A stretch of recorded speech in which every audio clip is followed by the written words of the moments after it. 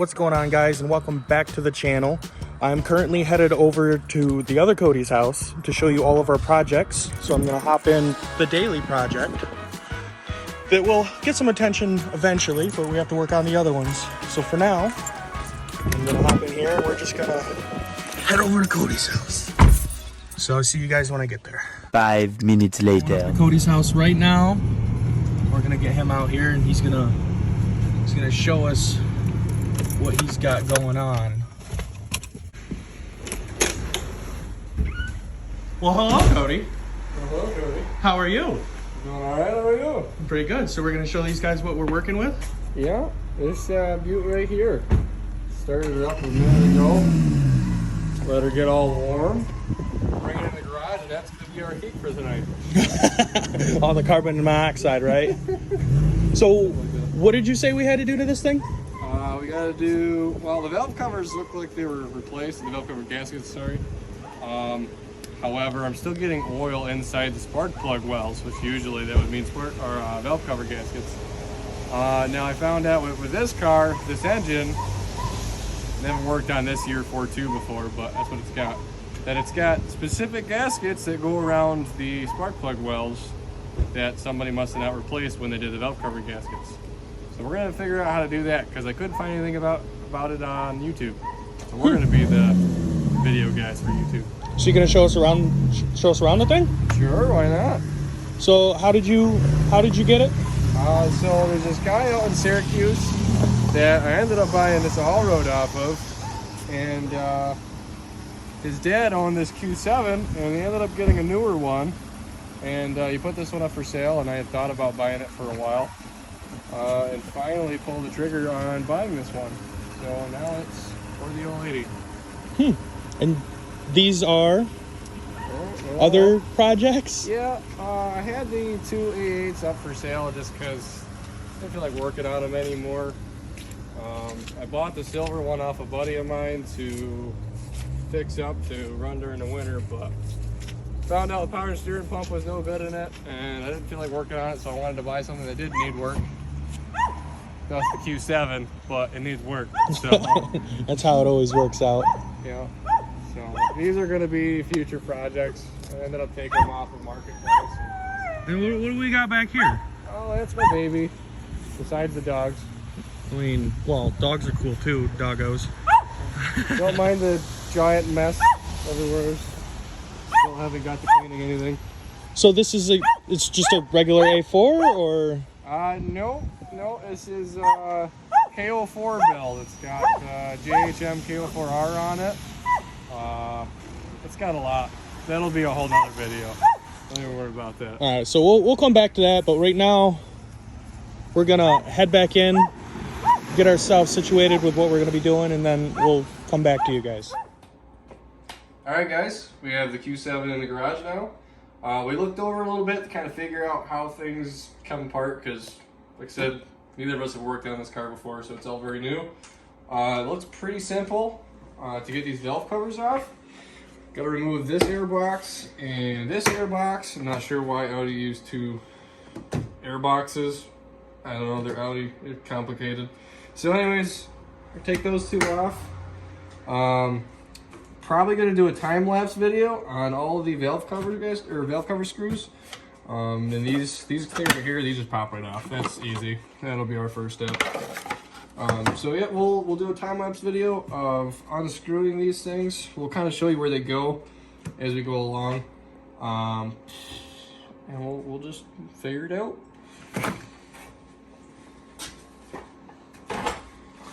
All right. So this air box over here. We'll start with the easy side. Looks like it's just two clips right there.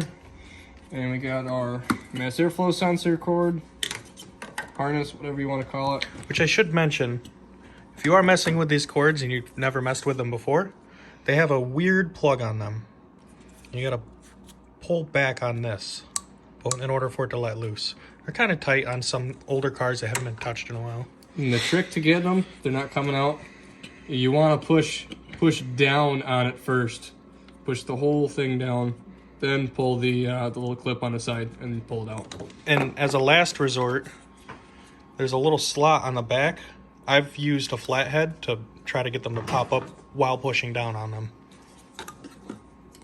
All right, so we're too per to buy the actual clamp to use on these, or the actual, wow, I'm having a blank now. Pliers? Pliers. We'll skip over that part. Pliers to take these off. It looks like, did you already do this one? Yep, they're all loose. All right, so we'll pull that guy. Pull this guy in. And that cover comes right out. Just throw it off to the side for now.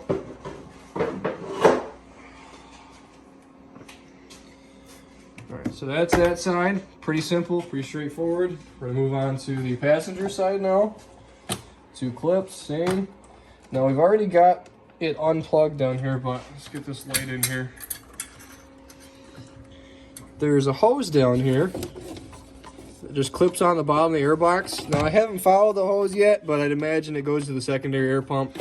That's what most of these hoses are used for, that come to the bottom of the air box like that. Pretty sure that's what that is. We'll just go with that for now. Set up our fantastic lights fixture back here. Okay, so clips off. Same thing with the sensor harness. Just push down, pull the clip back, pull it out. I already got the clamp undone here. Move these hoses out of the way. Slide the guy forward.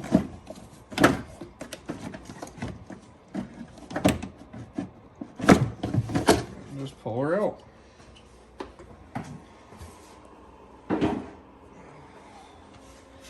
Alright. Now, let's try to get some better lighting over here.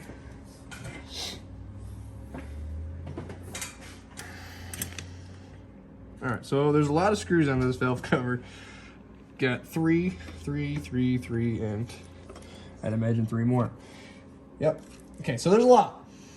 Well, there's usually 2 screws here and here that holds this harness down for the ignition coils. I've already taken these out because I had to take the ignition coils out once I found out I had a misfire. So that's actually what led me up to doing these gaskets here, is that I was driving down the road and it started bucking a little bit. You know, the check engine light started flashing. Usually means misfire, something major if the check engine light's flashing. So I got her home. I've got VAGCOM software, so we plugged it in and scanned the codes. Said random multiple cylinder misfire, and cylinder 5 misfire. So with this V8, the way it's set up, you got your 1, 2, 3, 4 cylinder and 5, 6, 7, 8 cylinder. Somebody was very kind to mark it out on the intake for me. So this is cylinder 5. So I'd already undone these screws so that I could take this harness out and remove this ignition coil. When I took that out, found out that it was swimming in a few inches of oil down in there, which led me to believe that the valve cover gaskets were bad. But these valve cover gaskets look fairly new, like somebody had just done them. So when I was looking for parts, I came across this for this motor. This is a specific gasket that goes around the spark plug wells underneath the valve cover. My guess is that whoever did the valve cover gaskets never did these ones. So that's what we're going to be doing. So again, with these clips, same thing with the mass airflow sensor harness. Push in, pull the clip back, pull the rest of it back. Sometimes you'll hear a little bit of an audible click, just like that. Now, sometimes you can either remove that, or we'll just pull the ignition coils up a little. No, I'm gonna remove that. Okay. Now, I don't know when the oil change was last done on this thing. It doesn't look terrible. I don't see any metal shavings in here or anything. Alright, so let's get that out of the way. Pull this harness out. Pull the ignition coil up. Yeah, there's special tools to pull these guys out, but like I said before, we're too per for special tools. Alright. Undo the harness.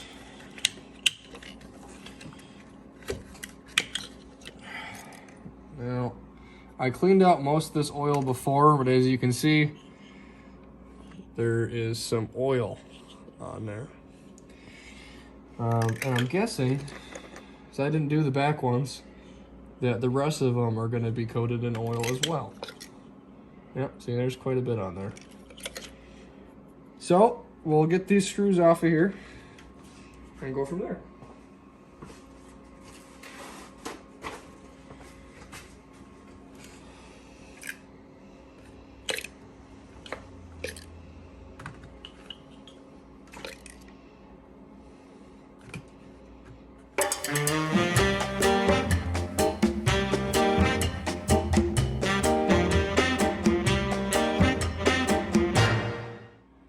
Alright guys, so I stopped the time-lapse video because I wanted to show you something here.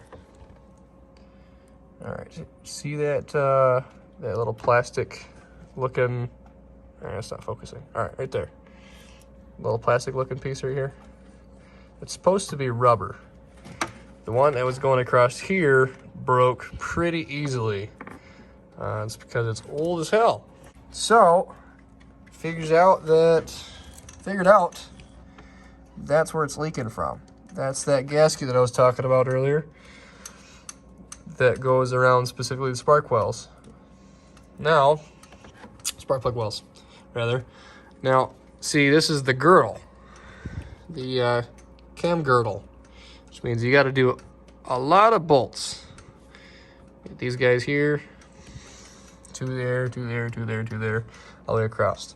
Now, when you crack these, when you separate them from the head, you gotta use, at least what I've been told, you gotta use one of these anaerobic gasket makers ones. You can't just use any old RTV. I mean, you probably could, but I've been advised against that. Last time we did a job like this, we had to replace the cams in my A4, which was the Golf R cams, and we used that gasket maker. It's red, comes out in a nice red color. So that's that. All right, back to it. Okay, so we got a little further in here, try to figure out how exactly we're gonna make all this work, how exactly we're gonna get it apart. So we noticed that when we gotta take this girdle off here, we have the chain cover back here. I don't know if that's coming in good. That needs to come off in order to take the rest of the girdle off on the top. So, and in order to get to that chain cover, you gotta take the intake off, which is this little Y pipe here. So, let's see if we can get in there. Not the greatest. Oh no. So if you can see it all, there's a clip, one of those fancy clips you gotta take off. And another tube that goes in there. And there's a clamp to remove the intake hose. You can barely see it shining under there. So you get that, take this Y pipe off, and we can get to this, the screws that hold in the back of the chain cover. Then we can take that cam girdle off. Now, in other news, we noticed when we pulled the valve cover gaskets that they're old and junk. So they're supposed to be like malleable, and if they just kind of snap and crunch and do all that stuff, it's no good. You need new ones, and they probably leak. So other Cody got the passenger side off while we were figuring everything out. And for whatever reason, somebody added silicone on top of a silicone gasket. So that doesn't help, but we'll have to clean that off before we put the new one on. Now, for the most part, you could just slap the gaskets on and throw it on. I have used gasket maker like RTV in corners. Like, you can't see it on this motor, but on another motor that's like the 2.7, it's got a little like corner spot. And I like to put a little bit of RTV on that towards the bottom and everything to kind of help make sure it seals. But it's not necessary. And when you go to do the gaskets again, it just kind of makes it a pain to clean everything up. Yeah, just make sure everything's really clean and oil your surface and your gasket lightly before you put it on.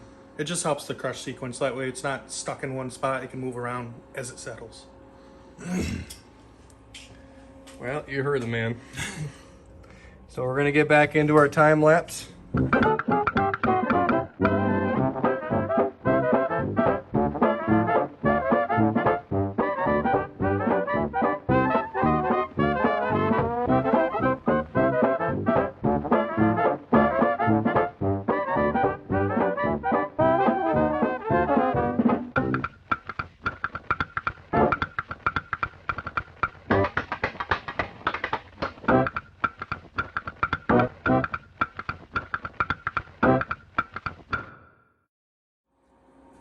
Alright, so I wanted to stop the time lapse to show you what was going on with this PCV valve right here, the positive crankcase ventilation valve.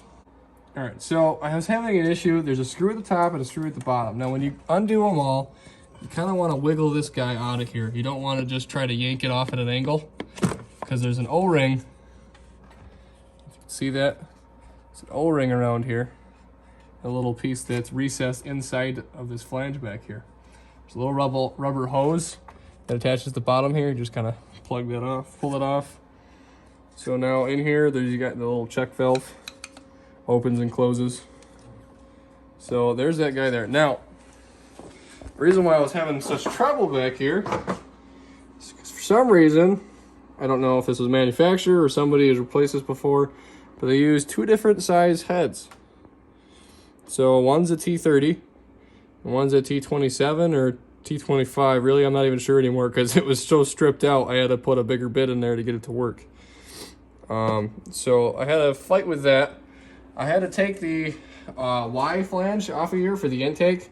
I had to take that off because I didn't have enough room to get to that screw. You could if the screw wasn't messed up, if you can get it out, but somebody had torqued that down real good that replaced it before. So that was our problem there. Hi guys. All right, so the cam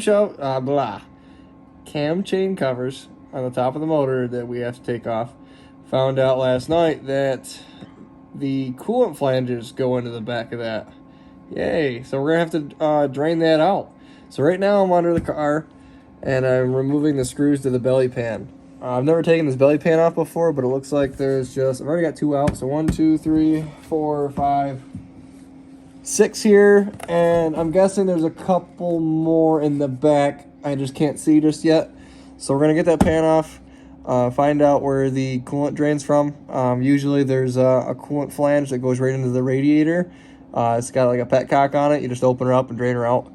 The coolant in this car is green. If you guys know much about Audis, usually it's like a pink or a purple color. That's what it's supposed to be. This does not have that in it. So we're going to have to drain it out anyways. So we're going to get started on that.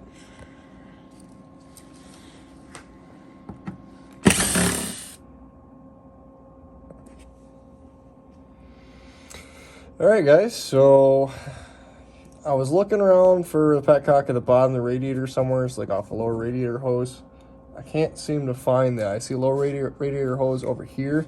I don't see anywhere to drain it from unless I just detach the hose.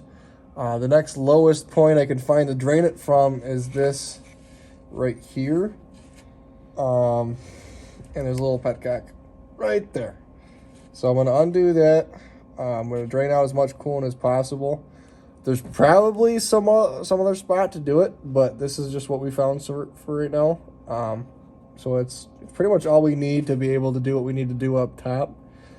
We're going to do this for now, and we'll go from there.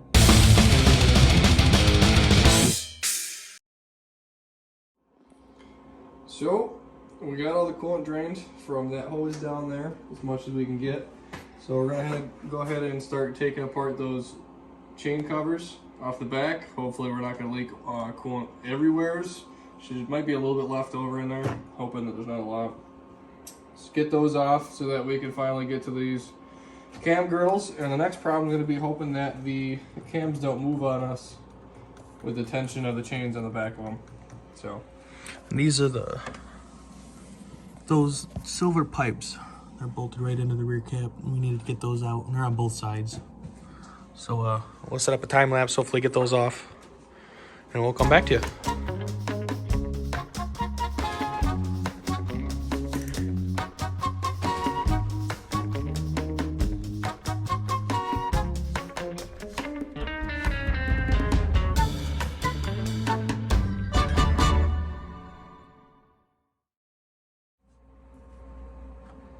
Oh, hey guys, didn't see you there. So, this job was much more difficult than previously anticipated. So if you guys ever are thinking about doing the valve cover gaskets or maybe the gaskets underneath the cam girdle, just don't. Just put it back together exactly how you had it before you got there. And just don't worry about it, because it's not fun. Just take it to a shop. Spend oodles money on that. It's worth it. That's where we're at right now. I got all the bolts out of the chain cover right here, back here. Pretty sure all I'm gonna have to do is just separate it now. Give her a little bit of a pop.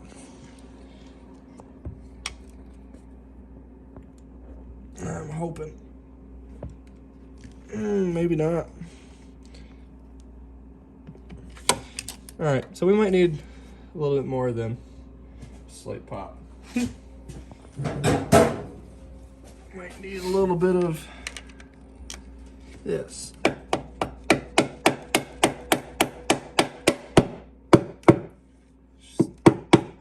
She's starting to go. Alright.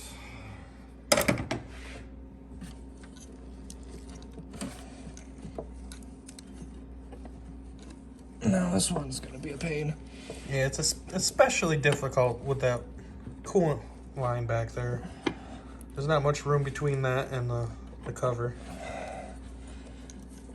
Might have to remove that whole line back there to get this off. Yeah, and for all of you that have been watching, and it's only been a few minutes since our last video, it's been about an hour. And it's not going very well. It's not fun. I'm sure there's a process of doing this the right way, but yeah, we're almost positive at this point. It's drop the cradle and the engine. Just take it away from the car. Just work on it on a nice bench somewhere. this would definitely be easier if it wasn't in the car. But we also have to take these high pressure fuel pumps off. These right here. There's one on each head right there. What happens here is that there's a little thing in here, rides on the cam, runs up and down and creates high pressure for the fuel for the direct injection system. But if we make any sort of progress, we will check back.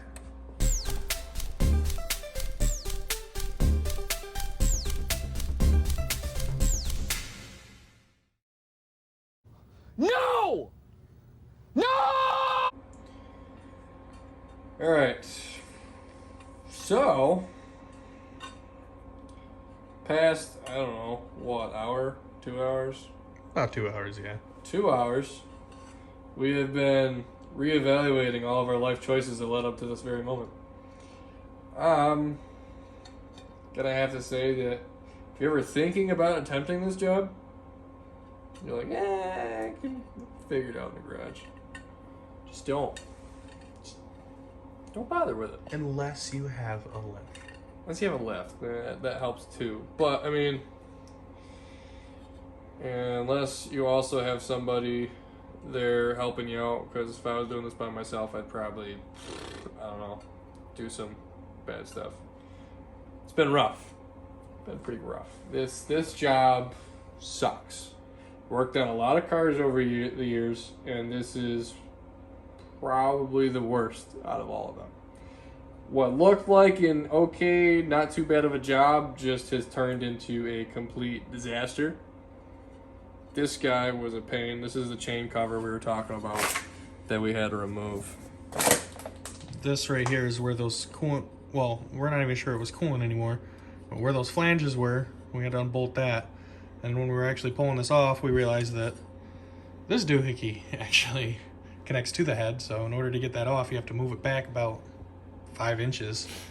And there's not that much space. And the coolant flange that goes behind it kind of pries against it, holds it in place. So as you can see, we got the cams exposed now, and the tensioner is down over here. You can see right in here, right here, there's a nail and a tensioner right there. And that puts a little bit of slack in that chain. If you're gonna do this, make sure you know what you're doing because we definitely don't know what we're doing. I also didn't plan on buying the cam cover, cam seals. So I'm gonna have to go pick those up.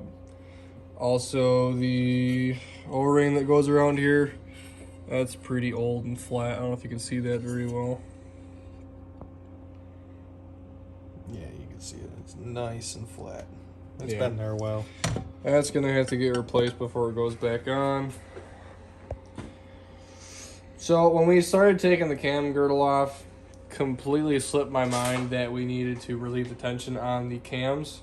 So when we started undoing the bolts, which we had a time lapse on that, the whole girdle started to pick up on the one side because the tensioner is pulling those cams together. So we realized that once it was picking right up in the air, put it back down.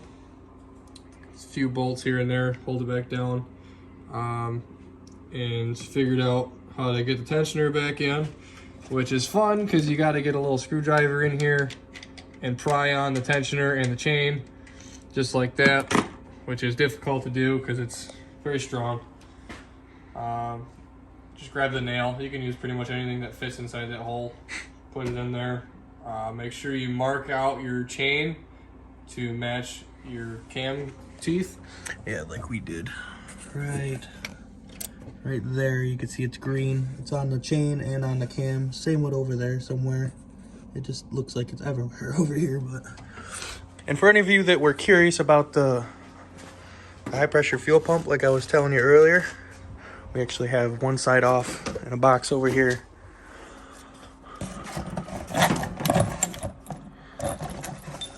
So this is that pump. You hold that. This is that pump. This is what rides up and down on the cam, and this is a roller follower, which the 2.0s actually don't have. But this No, is TFSI yeah. does, or TSI. TSI has it, yes. Yeah. But this rides up on here, and this sits in here, rides up and down on the cam, pressurizes the fuel system. I think it's a couple thousand PSI or something like that, a couple hundred. Don't remember off the top of my head. It's been a while since I looked at it. But this one actually has two, where the 2.0 actually only has one. So when we're done contemplating our life choices and we figure out what we're doing, we'll get back to you. But I think as of right now, I think we're done for tonight. yeah, we're gonna call it a night. So this will be part 1. Stay tuned for part 2, and we'll catch you next time.